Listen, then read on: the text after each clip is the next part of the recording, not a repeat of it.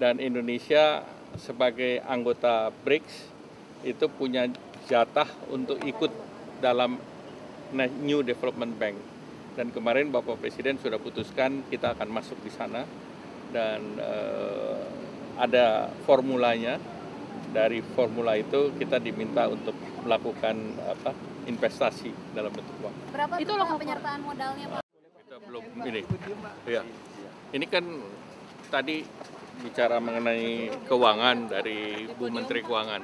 Tapi saya hanya mau memberikan komentar terkait dengan struktur manajemen BUMN perbankan sekarang. Itu memang arahan Bapak Presiden bahwa jumlah daripada komisarisnya itu dibuat lebih ringkas dan diisi oleh profesional. Jadi market tadi melihat baik Bank Mandiri maupun BRI ini diterima dengan cukup baik bahwa baik dari direksi maupun komisarisnya dan diisi jumlahnya tidak terlalu banyak seperti sebelumnya. Komposisinya berapa, Pak? Sudah dibahas belum, Pak? Kira-kira berapa? Nggak, itu sesuai kebutuhan, tetapi dibandingkan yang sebelumnya kan lebih gemuk, sekarang lebih ringkas. Pak, di jajaran komisarisnya kan sekarang sudah ada orang-orang BI, Pak. Apakah itu merupakan arahannya Pak Presiden? Ya, itu arahannya kan harus diisi orang-orang profesional. Jadi kalau misalnya ada yang mewakili kementerian, ada yang mewakili dari keuangan, ada yang mewakili juga misalnya kalau untuk BRI unsur Kementerian Teknis UMKM-nya pun sudah ada. Pak, sejauh ini masih bertahan di Kemenko kan, Pak? Siapa yang nitip? masih bertahan ya, Pak? Masih bertahan ya, Pak? Masih kerja nih, sampai sekarang masih kerja. Sampai sekarang masih bertahan berarti apa ya? Apa? Seperti apa, Pak? Apanya? Untuk rupiah, situasi rupiah. Ya, rupiah kan seperti biasa kan berfluktuasi. Tetapi tentu kita lihat secara fundamental kuat.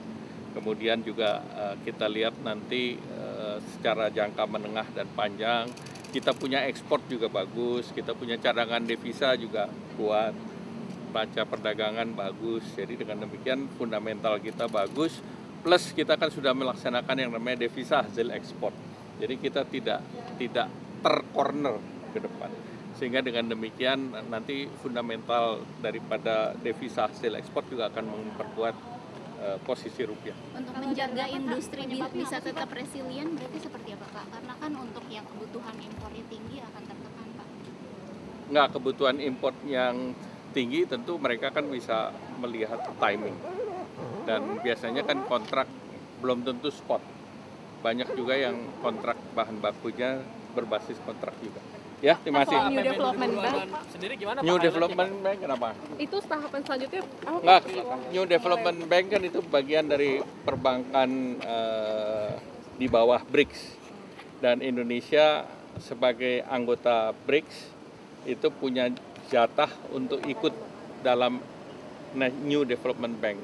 Dan kemarin Bapak Presiden sudah putuskan kita akan masuk di sana dan ada formulanya. Dari formula itu kita diminta untuk melakukan investasi dalam bentuk uang. Berapa itu loh penyertaan modalnya, Pak? Saya ada di sini sih, cuman saya belum lihat. Boleh dilihat, Pak? Pokoknya bayarnya bisa dalam 7 tahun. Apa PN 2026 belum dong, itu harus dibahasnya di DPR. Silakan bahas di DPR. Tadi, Pak, mungkin ada highlight dari Pak Prabowo, Pak. Persiapan untuk tahun depan. Ya itu udah disimpan sama mapnya Bu Menteri Keuangan, jadi udah. Bakal termasuk efisiensi ya, Pak? Antisipasinya untuk ke depan apa? Untuk mengantisipasi harga nilai rupiah yang terus turun ini?